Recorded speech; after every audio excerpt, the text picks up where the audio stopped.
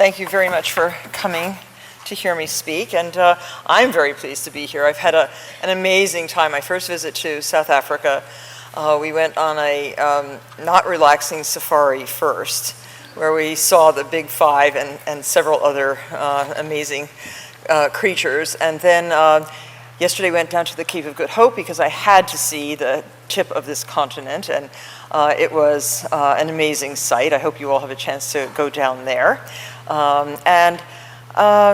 It's an incredible, beautiful convention that we have going on here with all the young designers especially showing their creativity. And that is basically what I wanted to talk about, keeping in tune with the whole design Indaba philosophy, using creativity to make life better. And that is what we really do try to do at Martha Stewart Living Omnimedia. We are really about the handmade and about the homemade. We have so much in our magazines and in our books and on our television program that really centers on the handmade and the homemade. And I saw those words downstairs in many of the exhibits. And I kind of gravitate towards that kind of design because it is really what the American home is all about. And we are home-centric. The subject living was, I used that name for my first magazine because I thought, gosh, you know, it's limitless. You can just actually talk and write about anything if you have the subject title living. And we have not only books and magazines and television, but we also have a very active website. We are, we hope, technologically savvy, keeping up with the digital age and what's going on in the digital world. We are working on an e-magazine now, following in the footsteps of Wired magazine. That will be the first, I think, really amazing version of the e-magazine to appear later this year. And we are working with the same teams as Wired to do the first living style magazine in a digital format. And that's a very exciting thing to accomplish. We have, at Martha Stewart Living, 4 magazines at present. Our flagship magazine, which has a circulation of about 2.3 million a month, is called Martha Stewart Living. It is celebrating next year its 20th anniversary. We're very excited about that because so much has happened in the last 20 years. I can't believe 20 years have gone by since we started the magazine as a first as a 6 times a year, then as a 10 times a year, and now as a full 12 months a year publication.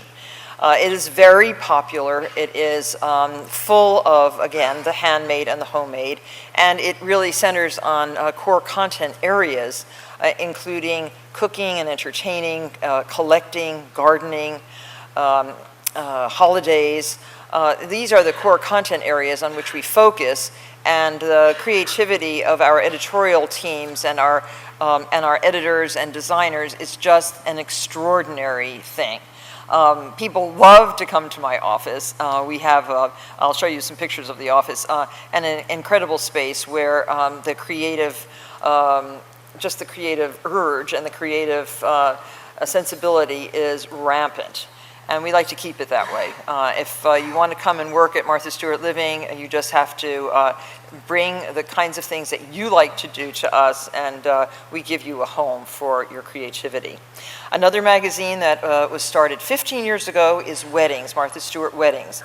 It is the preeminent magazine for wedding planning, for wedding photography in the United States, and it is a very, very popular magazine, not only with brides and their grooms and their families, but also with people that are involved in the creation of weddings. And in the United States, there's about 2.5 million weddings a year. And it is an extraordinary industry.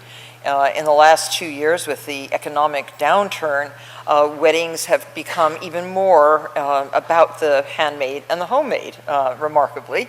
And the ideas that we put forth are able to be used by the brides and their families to create maybe a little bit less expensive wedding, but still a very beautiful personalized wedding. Body and Soul is a magazine that we didn't start, we bought about 7 years ago.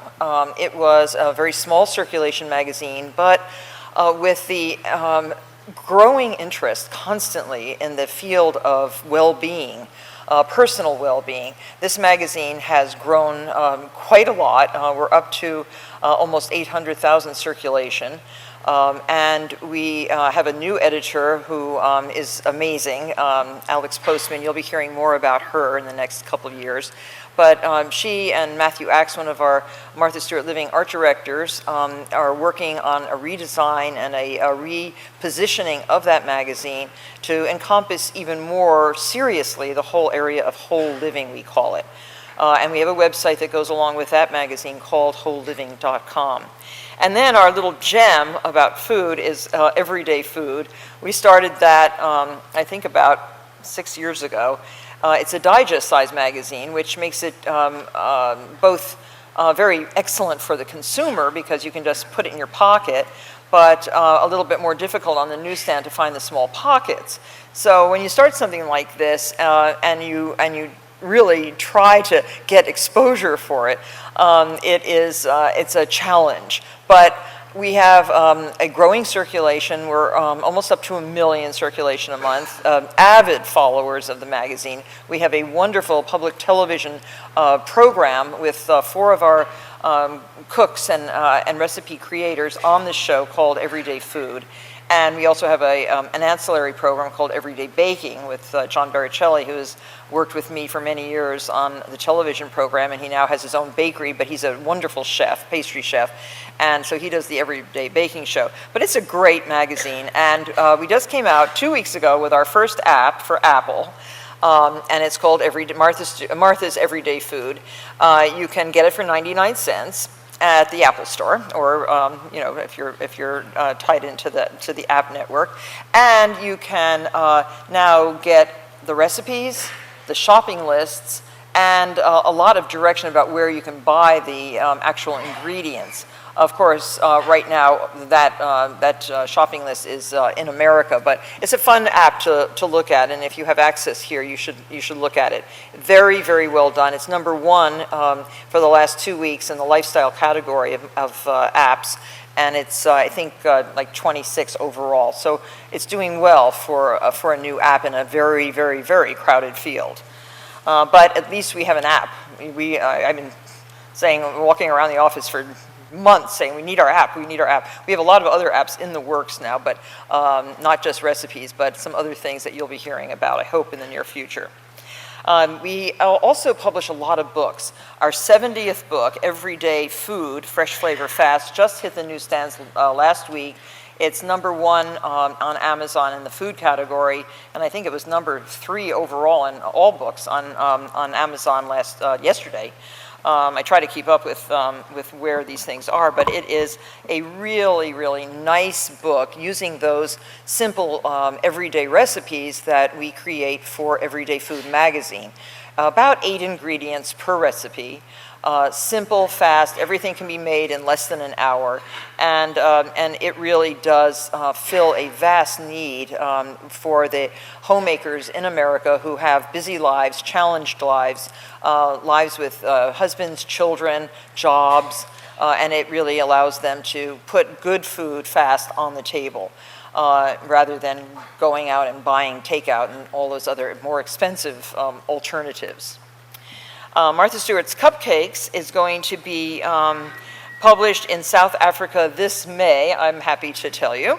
And it is a great book with mouth-watering photographs and delicious recipes, 175 of them. And we already have more than 385,000 copies in print in the United States. It just came out last fall, and it's a very, very big success.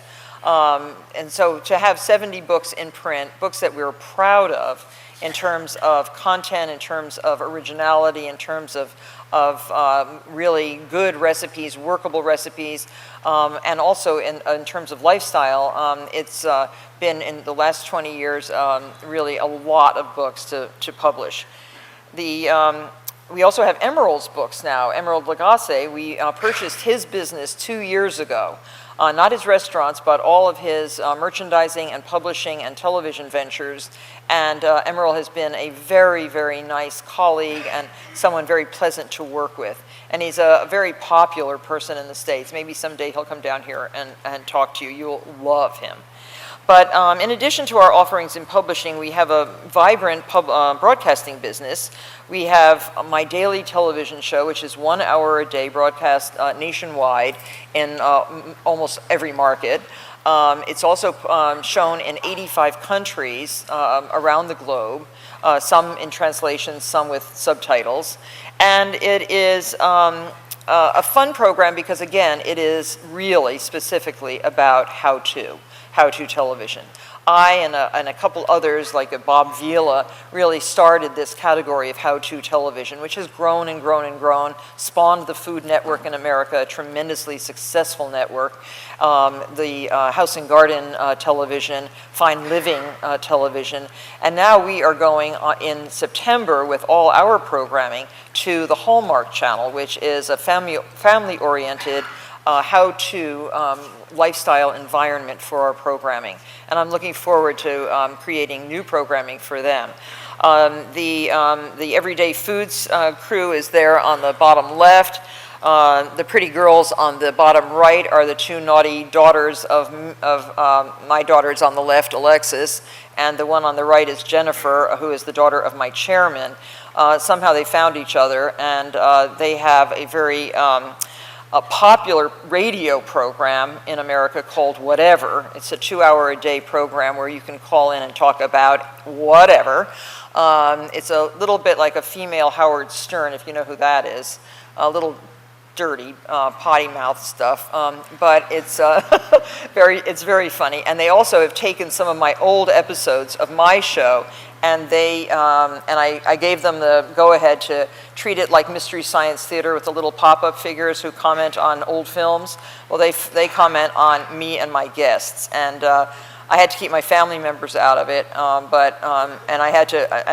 and some of my guests who can't take the humor, but it's a very popular show on cable. We also have a very strong digital presence with 4 websites, including marthastewart.com, 8 blogs, and a new Everyday Food iPhone app, which I just told you about. I'm also active on Twitter. I started tweeting pretty early on in the game. Within 5 months, I had 1 million followers, and now I have almost 2 million. I just checked this morning. I'm up to, like within 5,000, I think, of 2 million. It's really kind of fun to pose questions, to take surveys, to be serious, to blog recipes in 140 characters or less. And yesterday I asked the question, which 2 oceans meet at the Cape of Good Hope? And I got some pretty funny answers. But most people knew, but a lot didn't. And they were, the Southern Ocean. I wonder where that is. But it was kind of fun. But those are the kinds of things I like to do on Twitter. It's also a very good promotional tool. You don't fool anybody. I call Twitter the Walmart of the internet because it's free, it's cheap, it's fast, it's you can be either curious, you can be a celebrity hound, you can be serious and get the news instantaneously. I can read all about my blizzard back home in Bedford, New York today on Twitter. I don't have to, call. I can just find out faster on Twitter about everything that's going on. The hurricanes, the tornadoes, the tsunamis, everything is at your fingertips on Twitter. It's an amazing tool and should be used judiciously and well, and can be a very valuable tool for a business. Our business plan really started out looking like this. I was thinking of the solar system when I created this sun in the middle, which is the content, with the various orbits around it, the omnimedia, the omni-merchandising, and the internet direct commerce on the very outside. It hasn't changed. This plan is about 11 years old, and it works still extremely well. It's a model that a lot of businesses in the United States are emulating, and it's been the subject of a lot of business school coursework in America, and Harvard keeps hounding me to come up there and do a case study, but I think we're not quite ready for that yet. But altogether, the whole of this is greater than the sum of its parts. For example, here I am on the Martha Stewart show with Kevin Sharkey, who's traveling with me here in South Africa. And he is our director of decorating. We're talking about closet organization, which was also a feature in Martha Stewart Living and a project on marthastewart.com. A simple subject, but very interesting to a lot of people, closet organizing. Kevin has just moved into a new apartment, a very contemporary, clean space, and he is photographing every single step of the renovation that he's doing in this apartment. His closet was very, very popular and very well done. I then went ahead and showed some pictures on my blog of my closet at home, shocking the public.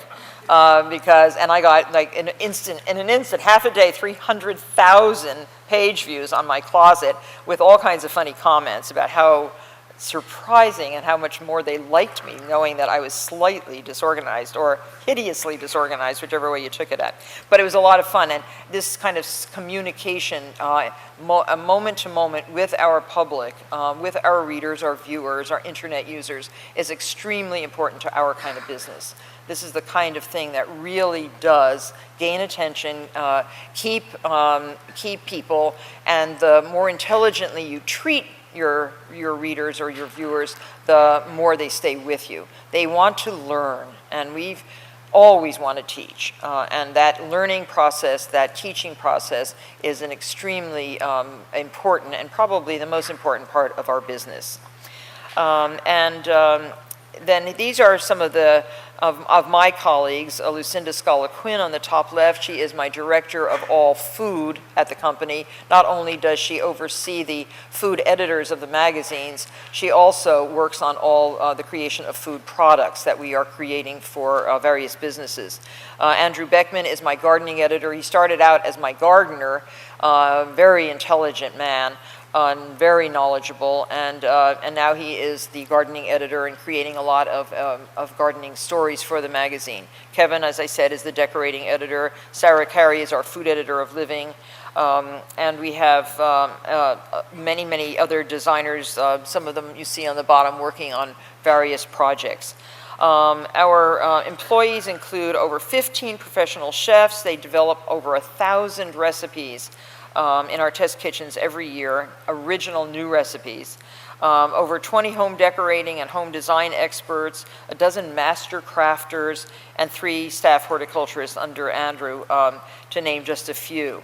Now this is our main clear story in our office. We have one of the largest business floors in New York, 150,000 square feet on one floor in a building called Starrett Lehigh. It's a great building on the Hudson River in 26th Street, and I found this space about 11 years ago and was inspired by the Johnson Wax building in Racine, Washington. And Frank Lloyd Wright had designed this building. It was extraordinary. It looks just like our clear story. If you see that in the upper left, that little picture up there.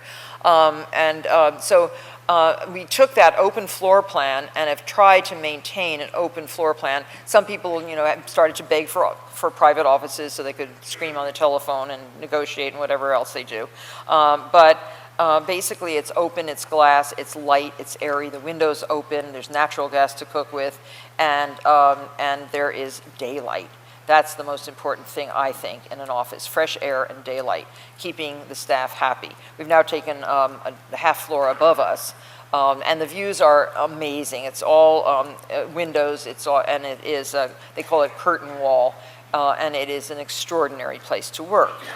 And all of this creative energy helps to fuel our businesses. Over the years, we have worked with 34 different partners on a range of product lines, some of which are represented here. You can see lighting and furniture and rugs and Macy's, and we've just started working with the Home Depot. We had a long-term contract with Kmart, and that ended at the end of January, and we are now in full force, steaming ahead with the Home Depot, doing all kinds of amazing home-centric projects. The evolution of our products is the same across all our partnerships and all our categories. We begin with inspiration and design, with an idea. For example, my antique whiteware in the slide on the left, that was on the cover of our magazine. I call that the Great Wall of China. It's a lot of old white ironstone, white paste, French, English, Italian, beautiful shapes, Belgian, shapes that appeal to me for my own home. I then send our designers up to my house. This is in Maine. And they study the china on the Great Wall, and they then created our white line for Macy's, which is a very popular and vast line of white dishes.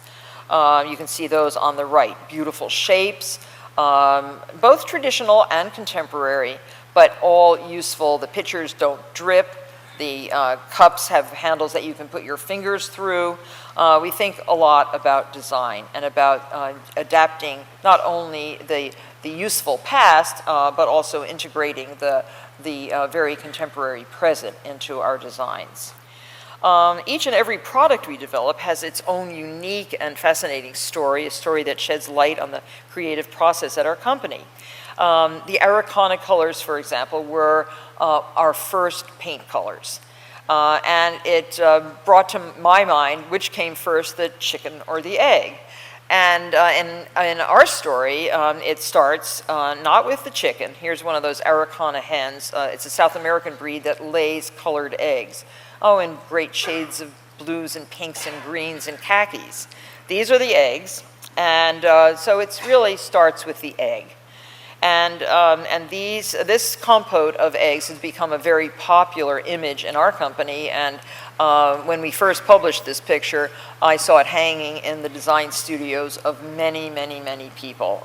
To think that the egg could be so inspiring. Well, you have ostrich eggs here. I'm very inspired by those, and you do a lot with them. But these eggs from my beautiful hens, I've been raising chickens for, I don't know, as long as I can remember, mostly for the eggs, not for the meat, but every now and then one gets into the pot.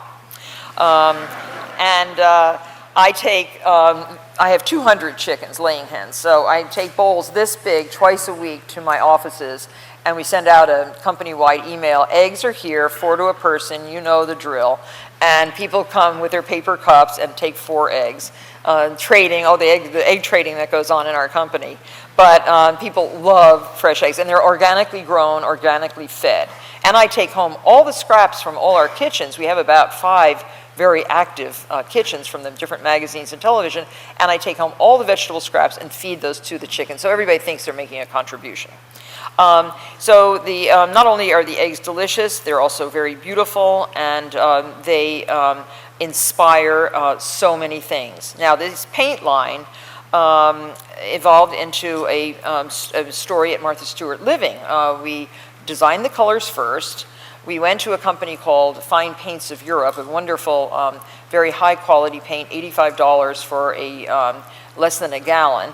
And we came out with our Araucana colors, and you can see the paint chips there on the left. Wonderful, wonderful colors, and then we proceeded to do a lot of decorating stories with these colors. We named them for the delicate hues of the eggs, and our very subtle mixes. They took a long time to create. I worked with a colorist, actually a fine artist, and she and I sat at my kitchen table and we mixed tempera paints and finally and oils, and we came up with all these various shades. And the decorating stories became extremely popular. Other paint lines started to have these wonderful shades in them. And here we have Araucana turquoise used for a living room. We have Araucana buff for the hallway and Araucana sage for a dining room. Using the paint color for a basic design in a room can accomplish what other decoration can't. We always start with the paint. I always start with the paint in a room. Color allows spare, better edited furnishings in a room to create a modern look that isn't sharply minimal. Our readers don't like the sharply minimal. They really want to see something other than just that stark John Pawson look. They don't want to open a cupboard and find everything stuffed into that cupboard. They want storage, they want sensible, they want practical, and they want beautiful. The mudroom is painted in various Araucana and Americana. That's another South American chicken that lays beautiful eggs in various colors. Paint's not just for walls. We have shown our readers. We use it on floors. We use it on furniture. We do all kinds of things. We realized that our story wouldn't provide our readers with that much of a service if they couldn't actually buy the paints in these particular hues. So we started a paint business with our, here's another beautiful drabware, with a large manufacturer. Fine Paints was is a small manufacturer. We did 5 lines of paint with them. I still use those paints in my house. They're oil-based. Hard to use. You need almost professional painters to do the painting. But we have now created lines for Sears and Kmart, for Lowe's, and now a very new, wonderful line with Home Depot, which is just being placed in the stores as we speak. So I get inspired not only by the chickens, but also by the objects in my homes. I have 5 homes that we use as laboratories. I sleep here and there, but we work everywhere. This is what an antique Wedgwood drabware cup made in around 1800 with the most beautiful interior blue and the beautiful drab color on the outside. We then did a whole story on drab, which is called drabware. And these putty-colored walls, white trim, bits of blue, and glints of gilt replicate the teacup. A similar palette is used in a more casual guest room. And so these other inspirations became this 256 original colors at Kmart. A very beautiful palette. I still use many of these colors all the time, and we named them after our favorite things. And they are, it's an extraordinary paint chip color. We also had our Martha Stewart signature program at Sherwin-Williams. So now this wall is paint chips from our Sherwin-Williams line, and we created this work of art. The palette covers an entire wall in that clear story that I showed you of our creative headquarters. And this work of art was executed by my niece Sophie, who had gone to Cooper Union in New York as a photography and art student. And it took her, I don't know how many weeks to, these are hooked together with little pieces of wire. It's a beautiful thing, and now we're creating a second display sort of like this, only different, with our new Home Depot colors. This is our program at Lowe's, which really has a unique radiating palette, and it's an arrangement inspired by early modern masters of color theory, if you're aware of those various theorists. And the colors move gradually along the axis toward the center of light.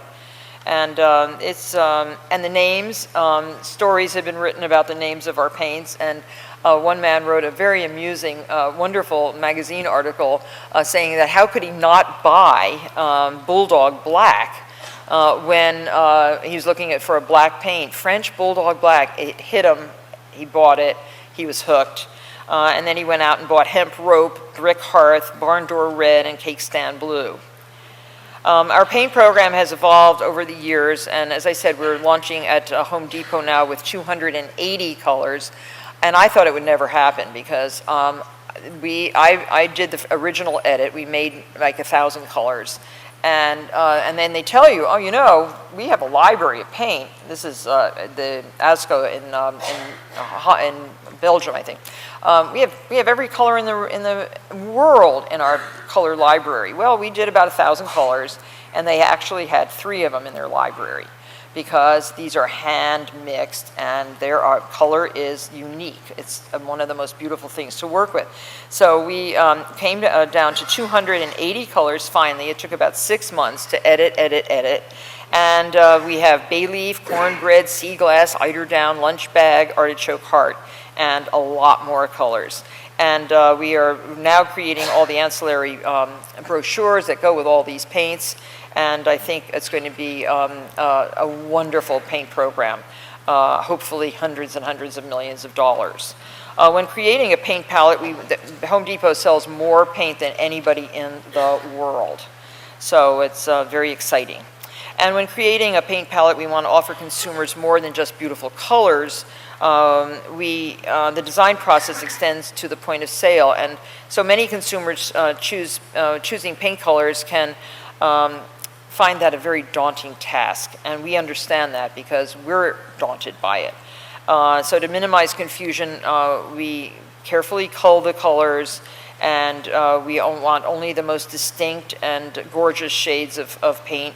And our paint chips suggest coordinating colors on them, which is very, very useful for the consumer. And each chip is marked with a symbol such as a flower, a moon, or a star. Color has always been, as you can imagine, a very integral part of my life. Here in my rose garden, it's served as a tremendous inspiration. So I look indoors, outdoors. As Ferdinand Léger observed, man needs color to live. It's just as necessary an element as fire and water. He didn't mention food, but I think food would also be close to the top of my list. Designing colors creates a palette of new shades and hues and tones, and I would rather do that than a lot of other things. So as the story of my Araucana egg shows, I'm inspired by both the most common and by the most unexpected of things and objects. These rich, saturated colors of a garden. The fur of my cats and my dogs. These are 3 of my Himalayan cats on the left, and Francesca and Sharky, my French bulldogs, on the right. We put them on the table and we go through their fur, and one cat might have, 45 different colors in it. But we use those colors, and you can buy Sharky black, and you can buy Sharky gray, and you can buy Francesca's bulldog black. A shell like this beautiful shell had many colors. You can see little tiny numbers on them. I numbered all the different shades. We mixed them up, and that created my Bedford palette for my farm. Every house is painted a different palette of what I call the Bedford colors. On the right is an old volcanic. It's made from volcanic ash. Those lava cameo jewels on the right, and all of those were turned into beautiful shades of paint. The paper, the envelope is my Bedford gray. It's an Italian piece of paper. So again, we look everywhere for all of this inspiration. Here's my farmhouse. It does not look out over a bay such as you have here, which is so incredible, and it's not circled by mountains, but it does have a beautiful vista, and I grow lots and lots and lots of plants there, which also inspire our color palette. This is my kitchen, which we have featured, and you can see the many shades of gray in one room in these photos. And it's a professional kitchen, a eat-in kitchen, and the most essential machine in that kitchen, I think, is that cappuccino maker. Neighbors drop in for cappuccino because we're far, far away from the nearest Starbucks. And here I am in my dining room, kind of sitting room, with little Sharky on my lap. Sharky's named after Kevin, who's traveling with us. I thought I was giving Sharky as a present to Sharky, and Sharky then decided he didn't want Sharky, so I have Sharky, but Francesca also has Sharky, so we're all set. We're all in good shape. But but everything in this room, the plants and the glass, the antique glass, serves as inspiration and for the design that just permeates our product lines. Now, here's an interesting story. Glitter. You might think, oh, glitter. Oh, it is an amazing recent story in our company. We love glitter. We've been using old German glass glitter for a long time. And then when we started our craft line, we decided, well, maybe we'll kind of concentrate a little bit on glitter. Many of you may associate glitter with childhood crafting projects. It's had a very interesting history, actually. Ancient civilizations used mica flakes on their cave paintings to give sparkle and a little bit of illumination to those paintings. The Victorians used glitter to enhance holiday cards and ornaments. And then in 1934, a man called Henry Rushman in Bernardsville, New Jersey, invented a way to grind up plastics to make glitter in vast quantities, paving the way for countless grade school craft projects. But glitter is not just for kids, we have found out. It can lend sparkle to the most sophisticated projects like the branches and birds on the right, which make a beautiful centerpiece, and on the flowers on the left. All kinds of objects can be glittered.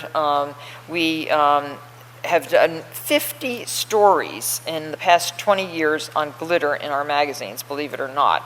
In our craft room, and if it wasn't successful, I guess we would have all sort of like closed the doors.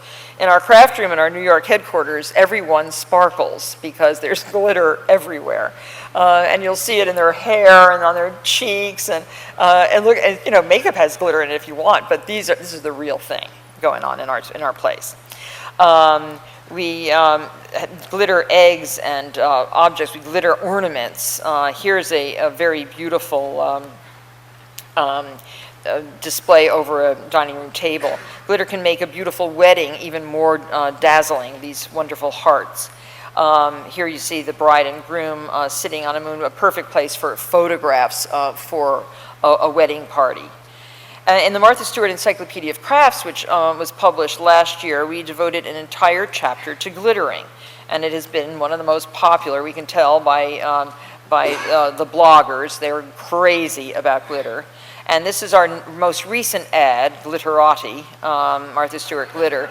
It comes in now 129 different shades and textures. In 2006, we started a craft line. We noticed in I think it's about a $30 billion industry that there was no one big brand in the crafting world in America. So we set our sights on becoming that powerful brand, and we, in 2 years, have become that brand. We sell through all the Michaels craft stores and in Walmarts and in all the independent craft stores. Here you can see, this is just our glitter room at our office.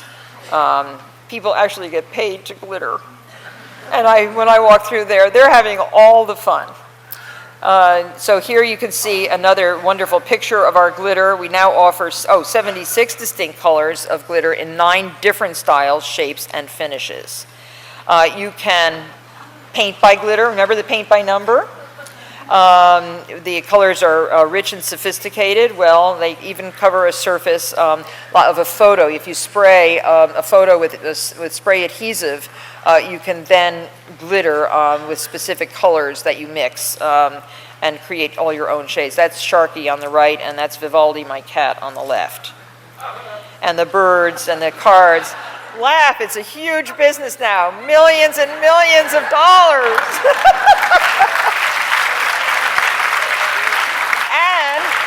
and we have a special program. If you go to marthastewart.com and click on glitter, you can actually download one of your photographs. It will then be we then will divide the photograph into the various shades, and you can reprint it out again, ready for glitter by number projects.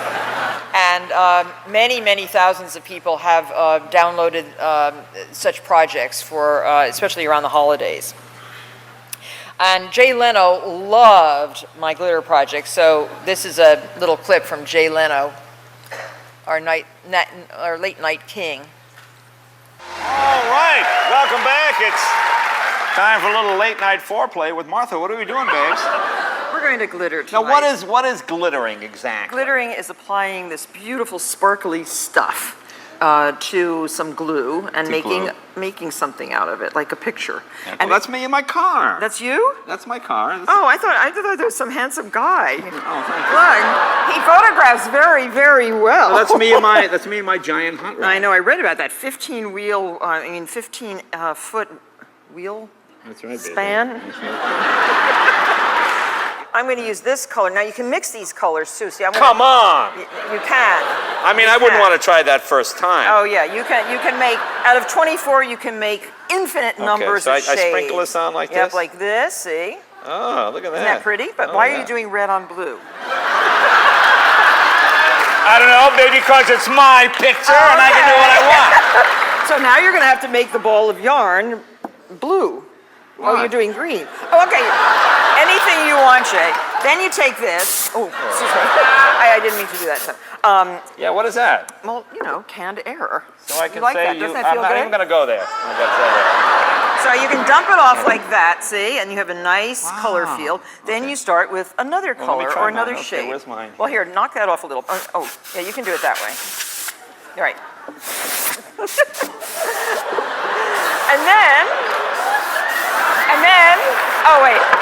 If you don't like, you can Now you see. See, I like it all this.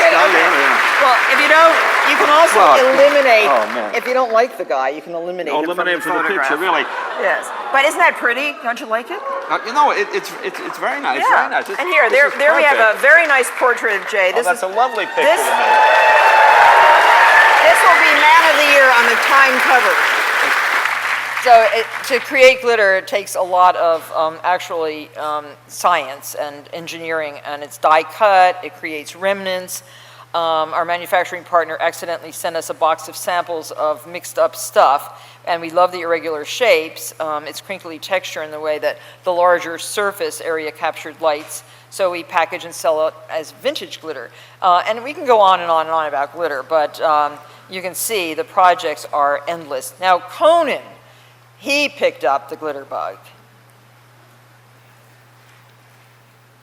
This is the food of my people. It's a ham. And I thought, wouldn't it be great if we glittered a ham and this caught on nationwide and people made glitter hams on Easter? Do you know what I mean? I think it would be fantastic. So here, there's your apricot glaze. Yes. And if you want to add a little whiskey to it or to you. Why waste it? The important thing is I wanted whiskey to be involved. I think it's the Yes. right time. So what do I do No, first? put it in the glaze. I think the glaze is more important. And these are very high. We have to turn these off. How do we turn these off? There. So off. right here is where I'm putting it. How much do I put in? Just like a quarter of a cup. Okay, I don't even know what that is. I don't. Keep going. When you don't cook, I don't even know what measurements good, are. that's good. I'm going to put in a little extra because I like my drinky winky early in the But morning. it might make it less sticky. Well- See, you have to pay attention to things like stickiness, the quotient of stickiness. There. Okay. I don't want you to get burned, so. All right. There's your brush. And I will teach you how to glaze. Okay, now you put your sticky on. Now what are you going to do? I don't know, Martha. I really don't here, know. we prepared the little shakers for you. Okay. Oh, shakers. Now, do I shake Yeah. it right on here, Well, or yeah, do we do? you're the glittering. It was your idea. I thought there's some device. What about this thing right here? Is this Oh, this right? that could- oh, yes, Oh, look that- at that. oh, I'm like look. a cooking Okay, fairy. so here. No, there. No, there. Spreading joy wherever I go.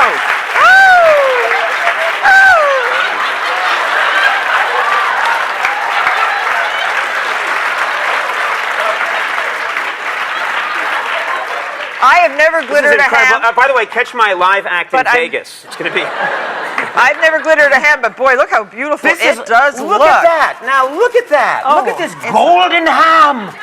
It's a golden ham. Okay. You know, my people, my mother, she starts to say, hey, it's a golden ham. A golden ham it is. And Conan, Yes. your mother is watching. Yes, and she doesn't have an accent. We've been in the country 800 years, but I always like to give her an accent in stories. It's so Hi, charming. Conan's mother. Your son is a delight to have on the show. I'm an ass, Mom. I'm an ass. So we used glitter at the Blair House in Washington this Christmas we decorated the house, which is the president's guest house, Nelson Mandela has stayed there, among other famous and wonderful dignitaries, the Queen of England. We have glittered the trees, the birds, and then we are going to leave glitter and go to Faux bois. Now, I'm sure you all know what Faux bois is, which is an endless, a source of endless inspiration for us, and it's false wood. In French, Faux bois means false wood. So we Faux bois real wood, we Faux bois walls, we Faux bois paint, and it really comes from an old French and Italian and Spanish art form where workmen would use cement and create objects, furniture mostly, and some architectural elements in things that looked like wood. And I've been collecting Faux bois for a long, long time, and it is, again, an endless source of inspiration to us. Here's an old Faux bois table. And when you see it, you don't know it's wood, you don't know it's cement until you try to pick it up, and you cannot lift any of these objects by yourself. They're very, very heavy. But there are planters. Look at the planter on the left, held together. It looks just like a piece of old rotten wood, but it is an antique piece of cement. And some rare stones or sometimes quartz and things are stuck in it. This is an old bird bath that I use in my house as a planter.